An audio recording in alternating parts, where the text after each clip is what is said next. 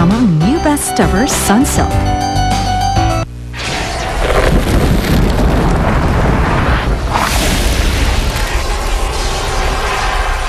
Hindi ko siya lalayuan dahil ako ang mahal ni Berhel, hindi ikaw. Ang kapal na... Ay! May paraan. Mapapaibig mo ang isang lalaki sa pamamagitan ng kamandag ng ginintuang alakdan. Ay! Berhel! Kamali ako, Zoya. Ikaw palang mahal ko. Gusto ko mapangasawa. My goodness ako sa'yo. Buntis na ako. Ha? Magiging daddy na ako? Oo, magkakaanak na tayo. Hindi niya malalaman na may anak kami. Palalakihin ko ang anak ko ng mag-isa. Pati si Teresa kinagat ng gininto ang alakdan. Ano ibig sabihin nun? May mangyayari din ba sa kanya? Hindi ko alam. Pero kung may galit ang alakdan ng gatito, natatakot ako sa maaaring maging epekto niyan.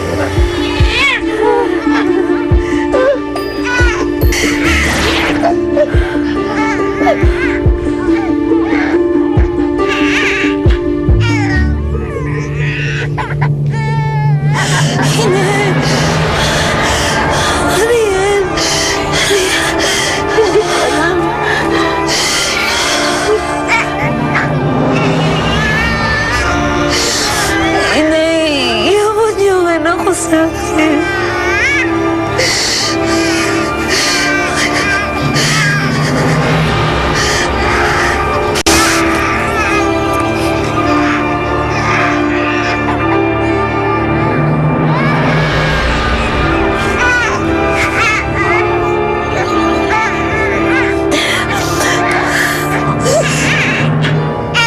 Pagmasalong maigi, Teresa. Parang buntot ng alakdan. Tatawasin ko siya. Titingnan ko kung ano nangyari sa anak ko.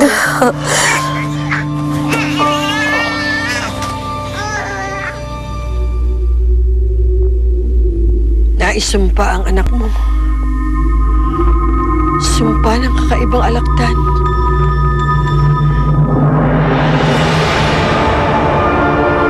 Ang ganda-ganda ng anak mo. Oh, baby. Salamat to. Yes, baby. Ang pula-pula niya. Manang-mana sa yung anak mo. Ganda-ganda. Thank you, mommy, baby. Zoya. Berhel! Berhel, tignan mo baby natin. Tignan mo si Veronica. Ang ganda-ganda niya. Veronica? Oo, Veronica, ipapangalan natin sa kanya. Congratulations, anak. Congratulations. Thank you, mommy. Hindi kaya dahil sa kinagat ako ng alakdan. Kaya nagkaganito ang anak ko dahil sa kagat ng alakdan.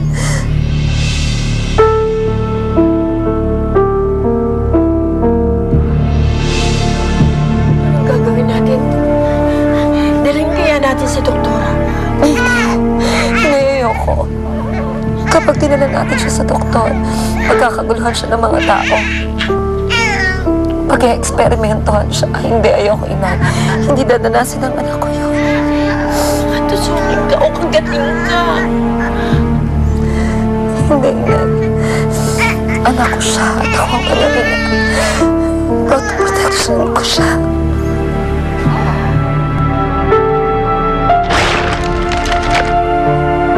Wala ang buntot.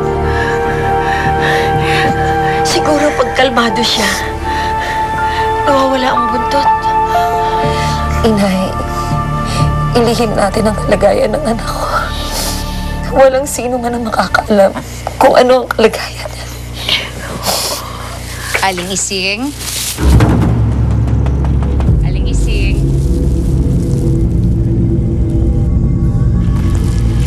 Sheila, Rico. Aling Ising, dumaan ho talaga kami para dalhin ko sa inyong ulam. Naku, maraming salamat. Salamat. Aling Ising, parang may narinig akong iyak ng sanggol eh. Nanganak na po ba si Teresa? Oo. Nanganak na siya. Babae ho, lalaki? Kamusta na ho yung bata? Normal naman. Ayos. Normal, walang diferensya. Babae. Mabuti. Babalikan ko ng anak ko at saka apo ko, ha? Sige, maraming salamat dito, ha? Sige po, walang anuman. Sige po. Salamat.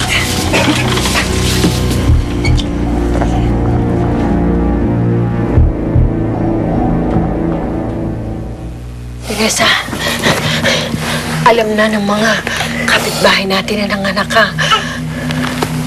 Wala kayong sinabi sa kanila tungkol sa anak ko, inay.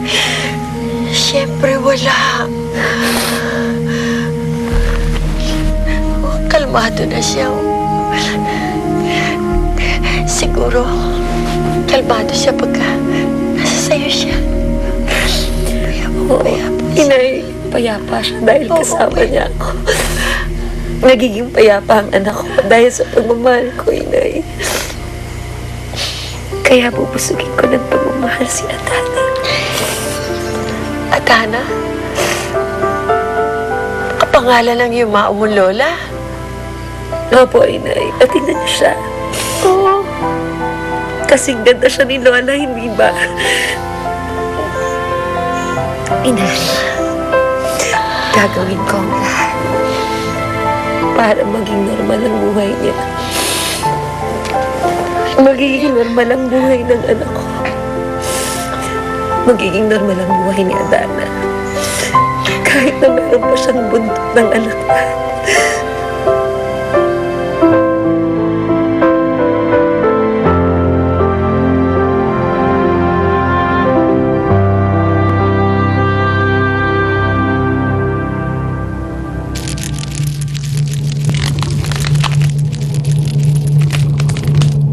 Happy birthday, anak! Wow, may cake! Oh, ay, sindihan na natin!